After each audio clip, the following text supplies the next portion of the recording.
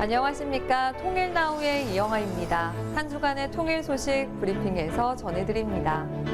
지난 3일 김영호 통일부 장관은 국제사회와 함께하는 통일 이야기 세미나에 참석해 자유통일의 출발점은 세계 시민들이 바라보는 한반도와 통일 문제에 대한 생각과 인식을 정확히 아는 데 있다고 말하며 정부는 8.15 통일 독트린을 추진해 나가면서 국제사회와 연대해 세계 평화와 번영에 기여하겠다고 강조했습니다. 이번 행사에서는 세계 시민을 대상으로 올해 처음 실시된 2024 글로벌 통일인식 조사 결과 발표와 함께 한반도 통일에 대해 8개국 외국인들과 남북 청년들이 이야기하는 자리도 가졌습니다. 지난 11월 29일 국립 6.25 전쟁 납북자 기념관에서는 개관 7주년 기념 특별 전시 나를 잊지 말아요 개막식이 개최됐습니다. 이 자리에 참석한 김수경 통일부 차관은 특별 전시가 납북자 가족들에게 조그마한 위로가 되고 기념관에 오시는 모든 분들께 잊혀지지 않은 기억이 돼 물망초 꽃말에 담긴 염원이 더 널리 퍼져나갈 수 있기를 기원한다고 전했습니다. 이번 전시는 납북자를 상징하는 물망초의 꽃말인 나를 잊지 말아요를 통해 오랫동안 서로를 그리워하며 살아가는 납북자와 그 가족들의 이야기를 담아 소개하고 있습니다. 목숨을 걸고 국경을 넘어온 탈북민들에게 안정적인 정착이란 과연 어떤 의미일까요? 탈북민 MZ세대인 김금혁 씨와 함께 남한 사회에서 자리 잡기까지의 과정과 북한 인권에 대한 이야기를 나눠봅니다. 안녕하세요. 통일담담의 조수빈입니다. 지난 6월이었죠. 북한 인권 문제를 의제로 한 유엔 안전보장이사회 공식회의에서 한 탈북 청년이 북한 인권에 대해서 국제사회 관심을 호소했습니다. 자, 오늘은요, 그 주인공 탈북민 김금혁 씨와 함께 북한 인권 또 남한사회 정착 이야기를 들어보겠습니다. 안녕하세요. 안녕하세요. 굉장히 낯이 익으세요. 저도요. 방송을 진짜 많이 하시더라고요. 열심히 하고 있습니다. 예. 오늘 이야기 손님은 통일부 청년 인턴 이메리 씨 함께합니다. 어서 오세요. 안녕하세요. 안녕하세요. 아주 환한 미소를 가진. 그러면 지금 전공을 뭘로 하셨어요? 저는 방송연애 전공이고 북한에서 오셨는데 방송 달인. 그냥 방송 달인. 앞으로의 방송 달인.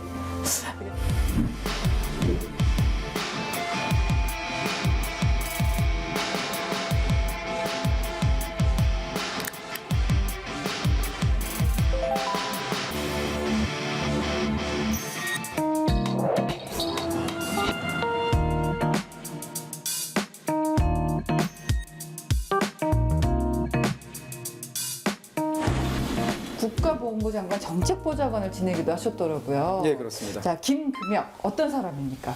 항상 제가 어디 가서 저에 대해서 소개를 할 때 늘 빠뜨리지 않고 하는 문장이 있습니다. 저는 평양에서 온 김금혁입니다 라고 소개를 합니다. 즉 뭐 북한에서 온 탈북민 이거 다 빼고 그냥 우리는 한반도에 사는 나는 평양에서 온 사람, 너는 부산에서 온 사람, 너는 대구에서 온 사람, 태어나서 나서 자란 곳이 평양이다 보니까 하필이면 예. 네, 내가 이런 정체성을 가지고 있는 사람이다라는 걸 설명하려고 할 때 가장 적절한 게 결국은 고향을 얘기하는 거라서 평양에서 온 사람입니다. 이거 얘기를 한 편입니다. 이게 한국으로 치면 뭐 압구정동에서 온 누굽니다. 이걸 비슷해서 그런 의도는 전혀 맞죠, 없습니다. 맞죠. 이력이 대단하세요. 평양인데 김일성 종합대학 영문과. 네. 그러면은 그 북한 입장에서는 적의 언어 아닙니까? 이제 지피지기면 백전백승이라고 또 적을 알아야 또 적을 상대할 수 있다라는 그런 논리가 북한에 있거든요. 예. 우리가 봤을 때는 미국에 대해서 혹은 서방 세계에 대해서 북한은 아예 알려주지 않는 것 아니냐라고 생각들을 하시는데 디테일한 부분들까지도 배울 수 있는 여러 가지 기회가 있습니다. 근데 한국보다는 영어 컨텐츠 노출되기 쉽지 않을 것 같은데 그럼 스파르타식으로 하나요? 북한입니까? 좋은 질문이신데요. 네. 일단은 학교 안에 들어가면 교문 안으로 들어가면 그 안에서는 이제 한국어를 사용할 수 없고요. 교문에 들어설 때부터 하루에 한 300개에서 400개 정도의 단어 시험을 매일 보거든요. 매일? 예, 그래서 교문에서 선생님하고 이제 1대1로 손답을 주고받고 거기서 이제 틀리는 사람은 못 들어갑니다.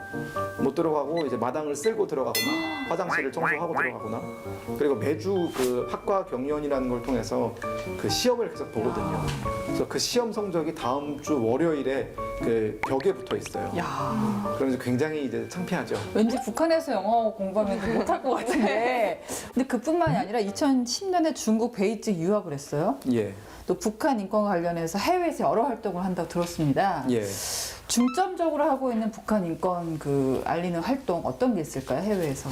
유엔 안보리에 갔을 때 이제 그 제가 했던 메시지의 중점적인 내용은 안보리라는 조직은 사실 인권 문제를 거론한다기보다는 핵과 무기라든가 이런 국제사회의 어떤 안보에 영향을 미치는 이슈에만 집중을 하다 보니까 굉장히 중요한 회의임에도 불구하고 지금까지 이 북한 인권 문제는 조금 약간의 그 테이블 아래에 있었거든요.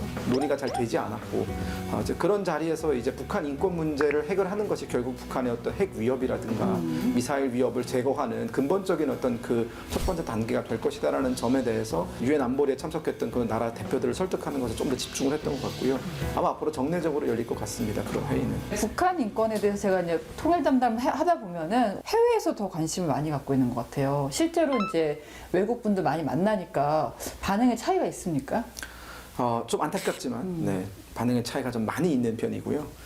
제가 2018년부터 미국에서 그리고 영국에서 혹은 독일에서 만났던 외국인들 같은 경우에는 이 북한 인권에 대한 접근이 굉장히 신선하다는 느낌이 들었어요. 어떤 면에서요? 그것을 어떤 정치적인 이슈로 보는 게 아니라 인권적인 가치로 들여다보는 것이었죠. 그러니까 그 북한 인권 문제를 거론하는 것이 본인의 어떤 당리당략이나 그런 거에 전혀 관계된 것이 아니라 오직 어떤 인간 대 인간의 문제로 받아들이는 그렇기 때문에 오히려 조금 더 뭐랄까요 퓨어하게 그거를 좀 이해하고 네. 오히려 더 적극적으로 그 문제를 알려고 하고 그런 게 보였다면 우리나라 같은 경우에는 물론 이게 제가 성급한 일반화일지는 모르겠지만 조금은 정치적으로 좀 그렇죠. 사용되는 면이 아니죠. 있고 네. 그러다 보니까 어떤 데서는 아예 거론조차 안 할 때도 있고 또 어떤 데서는 또 그것이 또 다르게 또 사용될 때도 있고 하다 보니까 이 일반 국민들이 느꼈을 때 인권에 대해서 조금 필요해한 것 아닌가라는 저도 약간 찔리는 게 북한 인권에 대한 여러 가지 좀 끔찍한 이야기도 듣고 안타까운 얘기를 많이 듣는단 말이에요. 그러면 마음에서 어떤 인간 대 인간으로서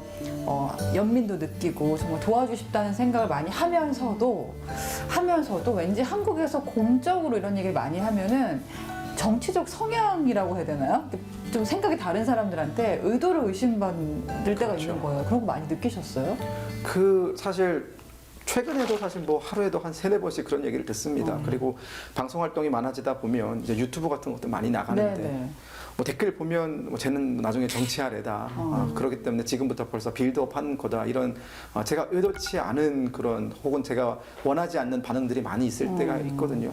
근데 그런 것들을 종합적으로 놓고 봤을 때 여전히 북한 인권이라는 이슈가 우리나라에서 소비되는 그 과정은 상당히 좀 이질적이다라는 생각이 들고요. 특히나 북한 인권은 사실 대한민국 국민들한테는 더더군다나 중요한 문제고 같은 네, 사람들이잖아요. 그렇죠. 이게 네. 남의 얘기가 아니잖아요. 우리가 그럴 수도 있었고. 그렇죠. 세대가 어려질수록 좀 소외받는 아예 이제 관심조차 없는 그런 것들을 보면서 제가 2018년에 미국의 고등학교에 가서 강연을 한 적이 있었는데 그 고등학교 내에 그 북한 인권 동아리가 있었거든요. 그래서 그 친구들한테 물어봤어요. 너희는 이 북한에 뭐 가족이 있는 것도 아니고 북한에 어떤 그 릴레이션십이 없는데 왜 그렇게 북한 인권에 열심히 있냐. 나처럼 북한과 연관이 있는 사람도 너희만큼 열심히 못하는 것 같다라고 했더니 그 친구들이 되게 아무렇지 않게 그냥 나는 태어나 보니까 자유가 있던 사람이고 근데 그런데 태어나면서도 자유가 없이 사는 사람들 즉 자기와 완전히 다른 사람들을 위해서 내가 하루에 한 5분 정도 시간 내서 얘기하는 건 그렇게 어려운 일은 아니다. 오히려 그걸 함으로 인해서 자기가 자유인으로서 조금 더 긍지를 느낄 수 있다라는 얘기를 듣고 제가 그때 인권 활동 정말 열심히 해야겠구나라는 생각이 들었었거든요. 저도 이게 비슷한 생각할 때가 가끔 이제 앉아 있다 보면은 신이란 존재가 있다면 딱 튀겼어 나를 어디서 태어날지. 근데 정말 요만큼만 갔으면 북한에서 태어났을 거잖아요. 그렇죠. 그럼 내가 어떤 삶을 살았을까? 젊은 친구들이 요새 어떻습니까? 20대, 뭐 30대 사람들 만나면 이런 얘기 좀 하나요? 분단 이후에 태어났기 때문에 아예 이러한 것에서는 생각을 안 하고 있다는 게 맞을 것 같고요. 관심조차 없다는 게 요즘 현실인 것 같아요. 네. 근데 지금 금혁 씨가 하시는 것처럼 개인이 여기 정부나 나라에서 말고 개인이 할 수 있는 일을 하는 게 진짜 중요하구나 생각을 하게 됩니다. 찔리는 질문 하나 드리고 싶은데 생각해 보세요. 평양에서 김일성 종합대학 나왔어요. 네. 북한에서 잘 나갔잖아요. 네. 그럼 사실 이 사람이 북한에도 많은 계층의 사람들이 존재하지 않습니까? 네. 성분이 좋지 않은 사람 또 오지에 있는 사람 굉장히 많단 말이에요. 그 사람 입장에서는 뭐야 북한에서 잘 먹고 잘 살다가 와서 자기가 무슨 인권 탄압을 당했다고 인권 운동을 하느냐. 사실 제가 유학을 나갔을 때까지만 하더라도 뭐 잘 아시겠지만 북한에서는 소위 그 뭐 엘리트 코스라고 하는 것들을 다 차근차근 밟아서 유학도 마치고 북한으로 돌아가면 이제 외교관이 되고 잘 먹고 잘 사는 그런 어떤 약간의 주어진 운명 같은 게 있었던 것 요새 같아요. 그 북한 외교관 월급 나왔는데 얼마 안 되더라고요. 그런 사람도 여러 가지가 있죠. 하지만 그때까지만 하더라도 소위 말하는 그 북한에 대한 그 뭐 자부심 이런 게 좀 있었어요. 유학 나왔을 그랬을 때까지만 것 하더라도. 같아요. 네. 하지만 그 시간이 좀 지나면서 한 3개월 정도의 시간이 흐르면서 이제 제가 몰랐던 부분들을 좀 많이 알게 됐던 것 같아요. 예를 들면 북한의 그런 인권 문제가 존재한다는 것에 대해서 직감적으로는 알고 있었지만 그것이 어떤 형태로 구체적으로 어떻게 나타나는지에 대해서는 전혀 모르고 있었다라는 것. 북한에 있을 때 한국 드라마를 보다가 그 보위부에 잡혀가서 3일 동안 이제 잠을 안 재우는 고문을 당한 적이 있거든요. 진짜요? 네, 그럼 많이 맞기도 했고. 하지만 그때는 그것이 인권 탄압인 줄 몰랐어요. 그러니까 그뿐만 저는 사실 잘 살았으니까 3일 만에 풀려났지. 그렇지. 그렇지 않은 사람들은 뭐 학교에서 추방도 되기도 하고 최근에는 반동문화사상 배급 때문에 죽이기도 하잖아요, 북한이. 근데 그런 여러 가지 북한 정권의 탄압에 대해서 이것이 인권 탄압이고 나의 어떤 기본권을 해치는 매우 심각한 범죄 행위라는 것에 대해서는 전혀 인지를 못하고 있다가 유학을 나오게 되면서 이제 그런 것들이 사실 국제사회의 어떤 보편적인 기준에서 봤을 때 굉장히 낙후하고 잘못된 것이었구나. 범죄구나. 네. 그렇죠. 그러니까 제가 가지고 있던 기준은 철저히 북한 당국이 요구했던 그 세뇌받은 교육 하에 기초한 그 기준이었는데 그것이 이제 세상 밖으로 나오면서 국제사회가 어떻게 돌아가고 국제사회가 특히 북한을 어떤 시각으로 바라보는지 중국이 북한을 어떻게 바라보는지 그런 것들을 좀 깨닫게 되면서 되게 많은 혼란이 좀 있었던 것 같아요. 근데 금혁 씨 정도면 북한에서도 지도층이 됐었을 거고 그러면 내부에서 좀 바꿔보려 노력할 수 있지 않습니까? 예를 들어서 뭐 대한민국 사회가 싫다고 해서 다 나가는 게 아니라 이 안에서도 또 변화를 추구하는 사람들이 있잖아요. 그런 네네. 생각은 안 해봤어요? 내가 북한 내부에서 잘 나가는 사람이 돼서 네. 이 안에서 좀 바꿔보겠다. 사실 일단 그런 생각을 했고요. 그래서 그와 관련돼서 여러 가지 같이 유학을 나왔던 친구들이랑 책을 읽는 모임을 만들어서 한 10년 정도 지나면 우리가 북한의 어떤 실질적인 권한이나 여러 가지 영향력을 행사할 수 있을 때 좀 이 긍정적으로 이 사회를 바꿔보자라는 생각으로 이제 공부를 하기 시작했었는데요. 새로운 세상에 대한 공부라는 그 행위 자체가 북한 정권 입장에서는 반역이거든요. 어마어마한 반국가 범죄 행위고 그런 생각하는 것 자체가 간첩 같은 그렇죠. 건가요? 네, 그러다 보니까 그런 어떤 그 북클럽 독서 모임 활동 자체가 발각이 됐고요. 네, 그래서 어쩔 수 없이 저는 사실 한국행을 계획하고 온 건 아닙니다. 네, 그래서 브로커도 없이 그냥 무작정 이제 북한 그 보위부가 저를 체포하려고 해서 그걸 피해서 기숙사를 탈출을 해서 그냥 발이 닿는 대로 온다고 올 수 있는 거예요? 뭐 소위 말하는 고생이란 고생은 다 했죠. 거기서 그때. 그렇구나. 네. 뭐 평소에 알고 지내던 뭐 한국인이 있는 것도 아니었고요. 부모님한테 다 얘기도 하지 못하고. 뭐 이제 편지를 날릴 수 있는 시간적 여유조차 없었습니다. 그래서 아버지한테는 문자 정도만 남겼고 네. 바로 이제 핸드폰을 그 자리에서 부셔버리고 이게 이제 고통당하고 이제 추적당한다는 걸 알고 있었기 때문에 네. 부셔버리고 이제 바로 기숙사를 탈출을 했는데 제가 기숙사를 탈출하고 나서 한 2시간 정도 뒤에 북한 보위부가 제 방을 다 뒤져서 하나도 남기면서 다 가져갔다고 하더라고요. 혹시 그 북클럽에서 이상한 책 읽은 거 아니에요? 무슨 책 읽었어요? 저희 뭐 플라톤의 국가론 같은 거 읽었고요. 사실 국가론은 그렇게 북한 체제에 위협적인 책도 그렇죠. 아닙니다. 오히려 좀 강한 국가를 그렇죠. 이 얘기하는 철인 거니까. 통치를 네. 얘기하는 그런 것이고 근데 그것도 그리고 문제가 돼요? 북한이 허락하지 않은 서양 철학을 읽는 것 자체가 문제가 되는 겁니다. 또 그리고 무슨 책 읽었어요? 존 스튜어트 밀의 자유론 읽었었고요. 정말 모든 페이지가 해질 정도로 저희가 그걸 정말 탐독했었고 대학교 때 북클럽이나 동아리 같은 거 했죠? 네. 이런 거 상상해봤습니다. 아니요, 전혀 못했죠. 네. 얘기 들으니까 어때요? 진짜 말씀하신 대로 그냥 툭 튕겨 나가서 저 남한 북한 이렇게 갈라져서 살았는데 너무 생활 환경이 다른 것 같아요. 그냥 진짜 그 분당국이라는 이름으로 저희는 남한에 태어났는데 이렇게 다른 삶을 살 수가 있나? 같이 북클럽 그 책 읽었던 친구들은 어떻게 됐습니까? 뭐 말씀드릴 수 없습니다. 그 부분은. 네. 알겠습니다. 자, 아주 흥미진진합니다. 이분이 또 남한에 와서 굉장히 또 고생을 많이 하셨는데 북한 외교관을 꿈꿨던 엘리트 청년 금혁 씨가 남한 사회에서는 또 어떻게 적응했을까요? 자, 다음 시간에 흥미진진한 이야기는 계속됩니다. 통일 담당.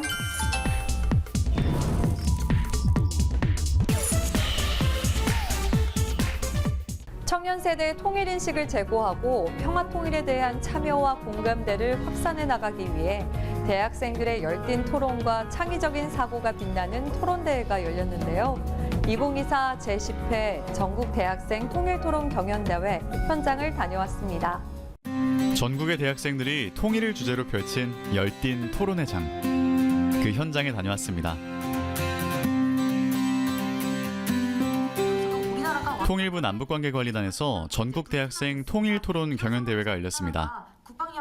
통일교육 선도대학 사업의 일환으로 진행된 이번 경연대회에는 전국 45개 대학, 63개 팀이 참가했고 결선에는 4개 팀이 겨루게 됐습니다.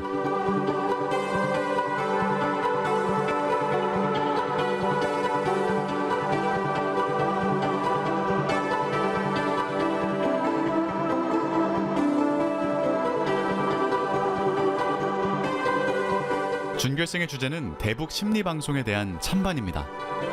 토론 주제는 우리 심사위원님들 남성, 여성 각 분야 전문가 국제정치, 비교정치, 정치사상, 인권, 평화, 핵 문제 등 다방면에 대한 이 전문가들이 모여서 현 시점에서 가장 시적절한 문제로 가지고 얘기를 합니다. 심리전은 물리적 충돌 없이 상대방의 판단과 행동을 유리하게 변화시키는 강력한 수단으로 대북 심리 방송은 이를 평화적으로 구현하는 효과적인 방법입니다. 독일 통일의 사례에서 이러한 가능성을 볼 수 있습니다. 서독이 동독 주민들에게 외부 정보를 제공함으로써 체제의 열등감을 자극하고 반체제 의식을 고취했으며 결과적으로 동독 체제 붕괴와 독일 평화 통일의 기반을 마련했습니다. 대북 심리 방송은 17시경 방송을 시작하여 2길 13시경 정파되는 밤 내내 울려 퍼지는 방송입니다. 현재 북한은 대북 심리 방송을 무력화할 수 있는 방해 소음을 개발하여 북한 주민들의 방송 청취를 제한하고 있습니다. 이로 인해 우리나라의 접경 지역 주민들은 매일 불쾌한 주파수를 들으며 일상을 이어나가려나 정신적 고통을 호소하고 있습니다. 저는 강화도에 자주 다니면서 봉사활동을 하다 보니까 주말마다 그 강화도 복지관에 다니시는 어르신들을 굉장히 많이 만나봅니다. 그러다 보니 그분들이 지금 대북 심리방송 때문에 어떤 문제를 겪고 있는지 그래도 이야기를 들으면서 서로 좀 이해도 할 수 있었고 이제 이 주제에 대해서 좀 많이 생각해보는 계기가 되지 않았나. 결승전에서는 한국의 핵무장에 대해 팽팽하게 맞섰습니다. 변화하는 국제 정세 속 핵무장은 국방력의 균형을 맞추기 위해 필수적입니다. 북한은 사실상의 핵 보유국으로 자리 잡았습니다. 그동안의 국제적 제재와 한국의 외교적 노력에도 불구하고 한반도 긴장은 극도로 고조되어 있으며 비핵화는 불투명합니다. 더해 북한은 최근 북러 협정을 통해 대칭 전력 보강에 나섰습니다. 북한이 세계 군사력 2위인 러시아와 군사 협력을 강화하고 무기를 공급받는 정황이 포착되기도 했습니다. 압도적인 비대칭 전력인 북핵이 확고하고 대칭 전력에서의 우위가 불투명해진 상황에서 한반도의 군사적 균형성을 찾기 위해서는 한국의 핵 보유가 필수적입니다. 먼저 우리나라의 핵무장은 결국 NPT 체제 위반과 핵 확산으로 평화를 해치는 결과를 불러일으킵니다. 결국 일본과 대만의 핵무장이 근거가 될 것이며 이는 중국과 러시아의 핵 무력 강화로 이어질 것입니다. 이러한 동북아시아의 핵 능력 확산은 결국 전 세계적인 군사적 긴장과 불안을 야기할 것입니다. 핵무장은 대북 정책의 목표인 북한 비핵화와 한반도 통일의 장애물이 될 것입니다. 또 핵 확산 방지 논리를 무너뜨리고 북핵 고도화에 명분을 주게 됩니다. 토론을 통해 서로 다른 생각과 관점을 공유합니다. 도서관이나 혹은 인터넷에서 논문들을 찾아보면서 이제 이론을 기반으로 이제 좀 설득력 있는 주장들을 쓰다 보니까 저희 스스로도 공부가 되고 또 이제 이번 토론들을 통해서 반대측의 의견을 통해서 또 새롭게 배우게 되는 측면이 있어서 이번 시간을 통해 저희가 한 단계 더 성장할 수 있었던 시간이 될 수 있었습니다. 다양한 이견을 조율해 타협점을 찾아가는 과정, 토론. 이 과정에서 바로 우리가 바라는 통일에 한 걸음 더 다가갈 수 있기를 바랍니다. 이상으로 통일 나우를 마칩니다. 시청해주신 여러분 고맙습니다.